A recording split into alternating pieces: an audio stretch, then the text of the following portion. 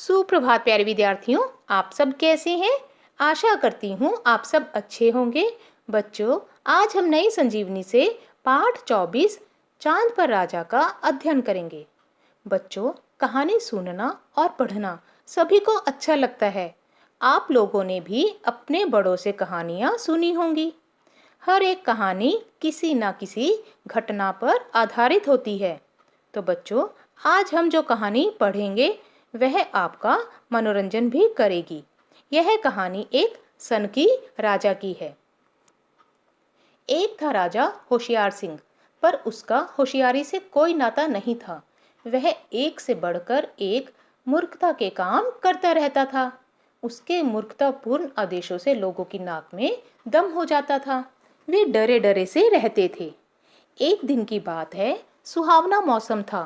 ठंडी ठंडी हवा चल रही थी। चांदनी छिटकी हुई थी। राजा ने सोचा, कितना अच्छा हो यदि चांद पर अपना एक महल हो। वहां बैठकर मैं धरती के सुंदर दृश्यों को निहारा करूंगा। तो फिर क्या था, वह पूरी रात योजना बनाता रहा। उसके साथ पूरा तामझाम भी तो होना चाहिए। रानी, बच्चे, रसोइया, मशालची, घोड़ा, पालकी, वहां कारीगरों को भी भेजना होगा ताकि वे वहां महल बना सके।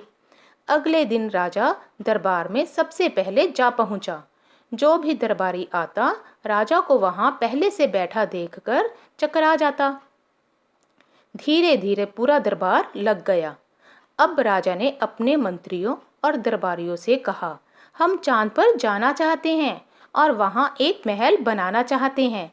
हम दुनिया को दिखा देना चाहते हैं कि चांद पर भी किसी राजा का महल बना है। अब समस्या वहां जाने की है कि वहां जाया कैसे जाए। दरबारी राजा की इच्छा सुनकर उसे खुश करने के प्रयासों में जुट गए। एक ने सलाह दी, आप किसी तेज उड़ने वाले पक्षी की पीठ पर बैठकर चले जाएं। दूसरा बोला, कई पक्षियों को एक लंबी रस्सी से बांधकर उड़ाया जाए। रस्सी का एक सिरा आप पकड़ लें। आप गुब्बारे की तरह उड़ते चले जाएंगे और चांद तक पहुंच जाएंगे। राजा उनकी बातें ध्यान से सुन रहा था। उसके मन में एक शंका उठी, यदि उड़ते उड़ते मेरे हाथ थक गए या मैंने नीचे देखा और गिरने का डर लगा तो? यह सुनते ही एक चापलूस दरबारी ने सलाह दी, लंबी सीढ़ी बनवा ली जाए। जब मन हुआ सीढ़ी लगाकर चांद पर चले गए, जब मन किया सीढ़ी से पृथ्वी पर लौट आए। राजा को यह बात जच गई, पर समस्या यह थी कि इतनी लंबी सीढ़ी बनेगी कैसे। राजा कई दिन तक सोच विचार करता रहा। मूर्ख दरबारियों की खूब बन आई। एक योजना बनाई गई। एक दिन लोगों ने ढोल की आवाज पर एक व्यक्ति को जोर से बोलते हुए सुना, सुनो सुनो, औरतें, बच्चे, बूढ़े सब सुनो, हमारे महाराज चांद पर जाना चाहते हैं। इसके लिए उन्हें एक लंबी सीढ़ी बनवानी है। सब लोग अपने घरों की मेज़ें, बक्से, चारपाइयाँ आदि चीज़ें महल के सामने जमा कर दें।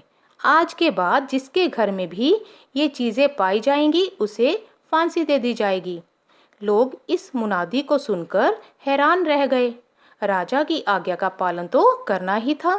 थोड़ी ही देर में महल के सामने चीज़ों का ढेर लग गया। वहाँ बहुत मजदूर भी थे। वे एक के ऊपर एक चीज़ें जमाते जा रहे थे। इस तरह सीढ़ी बहुत ऊंची होती जा रही थी। महल के झरोखे से राजा झांक रहा था। वह दरवाजे से बाहर आया और मजदूरों को आज्ञा दी, रुक जाओ, पहले हमें सीढ़ी पर चढ़कर देखने दो कि सीढ़ी चांद से कितनी दूर रह गई है। मजदूरों ने अपना काम रोक दिया। राजा सीढ़ी पर चढ़ने लगा। सीढ़ी हिल रही थी। नीचे खड़े लोगों को लग रहा था कि राजा अब गिरा कि तब गिरा। राजा सबसे ऊपर जा पहुंचा। चांद अभी भी उतनी ही दूर नजर आ रहा था जितना नीचे से। राजा को गुस्सा आ गया, इस चांद की इतनी हिम्मत।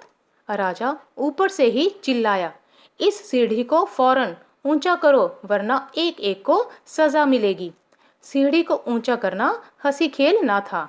अब कुछ भी सामान बाकी ना रहा। अब क्या किया जाए? तभी एक मूर्ख मंत्री बोला, अरे मैं बताता हूँ, सीढ़ी के नीचे से बक्से और चारपाइयाँ निकालकर ऊपर लगाते जाओ, सीढ़ी अपने आप ऊंची होती चली जाएगी। कारीगरों की बात सुनी ना गई। मंत्री के कहने पर एक कारीगर ने सीढ़ी के नीचे का बक्सा खिसकाया ही था कि सीढ़ी डगमग हुई और राजा औंधे मुंह नीचे गिरने लगे। अचानक गिरते गिरते वह न जाने कहाँ अंतरिक्ष में गायब हो गए। लोग तरह तरह के अनुमान लगाते रह गए। तो बच्चों, वह मंत्री नीरा मूर्ख नहीं था, बल्कि चतुर भी था। अपने प्रजा और दरबारियों को उस सन के राजा से सदा के लिए छुटकारा दिला दिया। बच्चों, अब इस पाठ को अपनी पुस्तक में से पढ़ेंगे और नए शब्द और शब्दार्थ अपनी कार्यपुस्तिका में करेंगे। धन्यवाद।